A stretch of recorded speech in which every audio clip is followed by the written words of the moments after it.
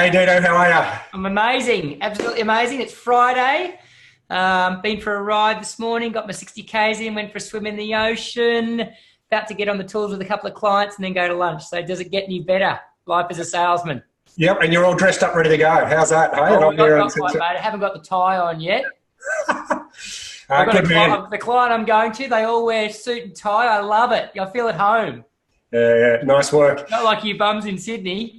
Well, I mean, we've got the bushfire smog thing happening at the moment. So. Oh, nice. Yeah. God, it's terrible, isn't it? All right, what are we on for? Okay, so we've got a bunch of questions to answer.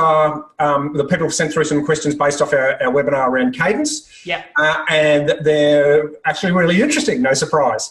So let me just refer to them. So the first one was, hey, Mark, will this work in a B2C? Will a Cadence still work in a B2C situation? So I'll hit the ball straight over to the court to you. What do you think, Dean? I would say absolutely. Look, the only difference between B2B and B2C is that fundamentally your value proposition is going to be different because what you're selling is a consumer-based product versus a business-based product. But the simple concept is that you are trying to solve a problem for that person. Yep. And I think that question came from a mortgage broker, didn't they?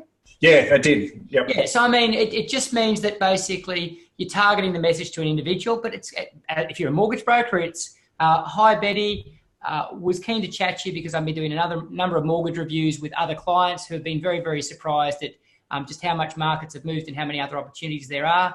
That it's a free service, and I'm happy to basically come and meet you whenever it's convenient. Please give me a call back on blah, blah, blah, blah, blah, blah.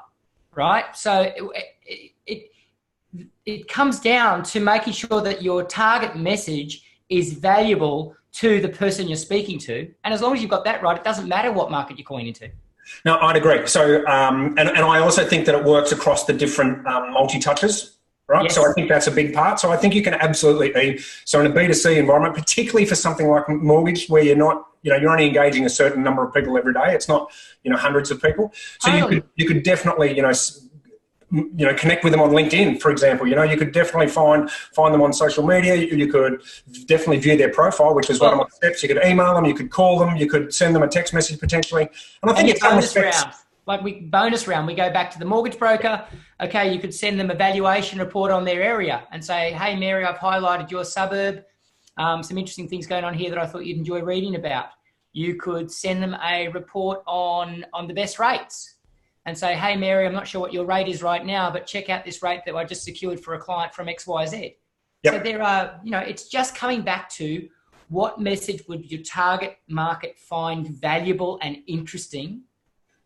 And as long as you start there, it doesn't matter who you're calling. Yep. Yeah, and I think, there's probably some hesitancy about using different forms of outreach.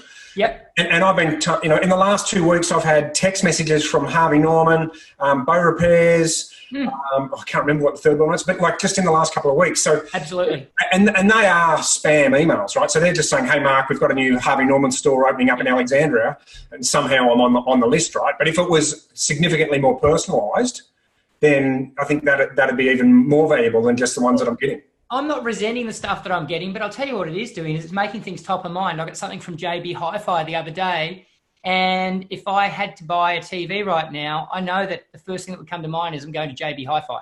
Yep.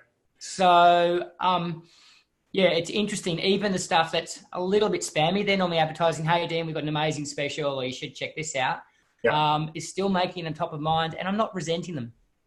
Okay, so that's a yes to the B2C. Absolutely. Love it.